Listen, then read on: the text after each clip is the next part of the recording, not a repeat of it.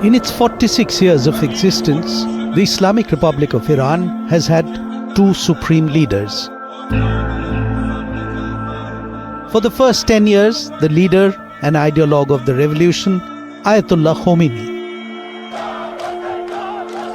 And on his death in 1989, his ardent disciple Ali Khamenei.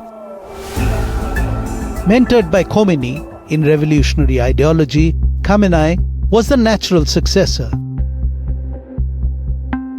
And Khamenei largely continued his predecessor's vision in the shaping of both his domestic and foreign policy decisions regarding Iran.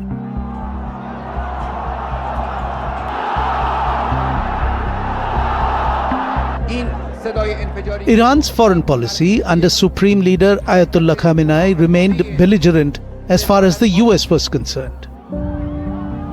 In the immediate region, Iran fought a full-fledged tenure war with Iraq and proxy wars with Saudi Arabia, and it remained steadfast in its opposition to the state of Israel that in Khamenei's view was a cancerous tumor that he had said would be undoubtedly uprooted and destroyed.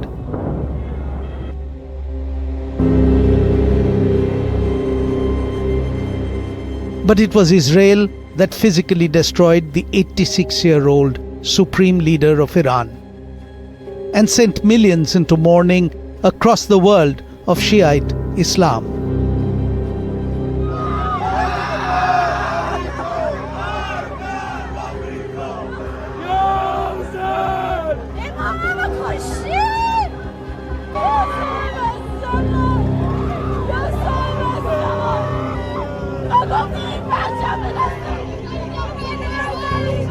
In India, large-scale mourning gatherings and protests were reported across several areas as Shia communities expressed grief and anger at the killing.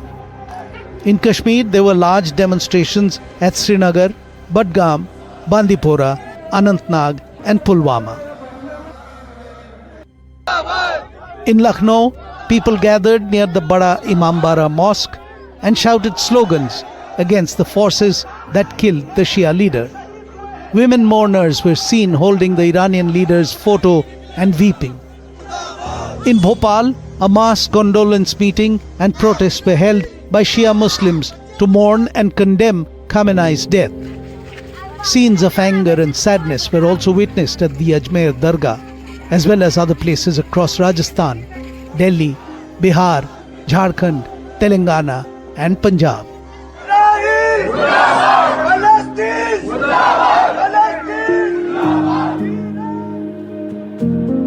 As Supreme Leader of Iran, Khamenei had remained committed to ruling under Islamic law, with power concentrated in the clergy.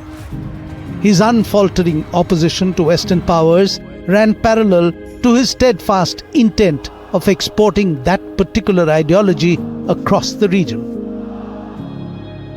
Born in the city of Mashhad in Iran's Khorasan province, Sayyid Ali Husseini Ayatollah Ali Khamenei was the fifth child of an ordinary, pious cleric family.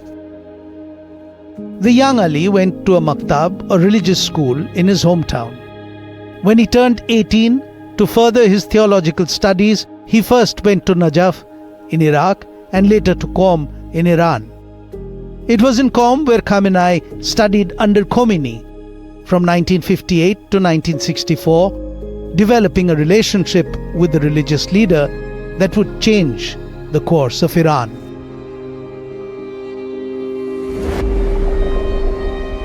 In the years between 1963 and 1979, Khamenei was arrested several times for spreading anti-Shah sentiments while giving lectures and sermons across the country.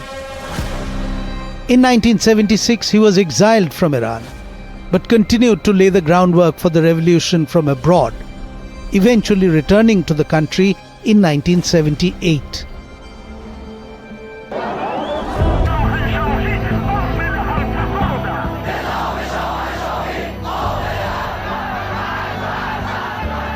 After the revolution, Ali Khamenei held various positions in the newly formed Islamic Republic, including president, before taking power in 1989 with the death of Supreme Leader Khomeini. Very little is known about Khamenei's personal life. Khamenei had not granted a single personal interview to any media outlet, foreign or domestic, nor did he host a single press conference after having taken office in 1989. A rare 1993 remote interview of his wife confirmed that he had been married and had 6 children. Ali Khamenei was the longest surviving leader in the Middle East. Despite the political forces that opposed him throughout his tenure, Iran's supreme leader had proven to be exceptional at utilizing political power, religious influence, and military control to consolidate his own power and strengthen his regime.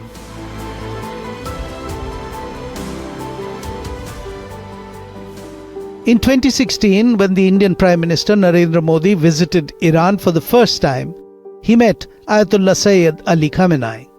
At the meeting, PM Modi referred to Ayatollah Khamenei's visit to India in 1980, mentioning the deep ties that existed between the two countries. Khamenei had visited India shortly after the Islamic Revolution, and that was before he assumed the presidency of his country. His visit to Karnataka and Kashmir had been part of the outreach efforts initiated by the new government that had come to power after the revolution.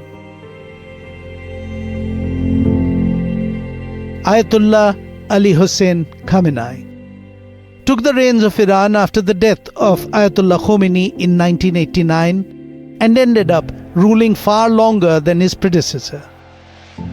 And in his lifetime at the helm of affairs in Iran, Ayatollah Khamenei greatly expanded the Shi'ite clerical class and built the paramilitary Revolutionary Guard into the most important body underpinning his rule. And in death too, Ayatollah Khamenei's impact on the future of the Islamic Republic of Iran is bound to be consequential.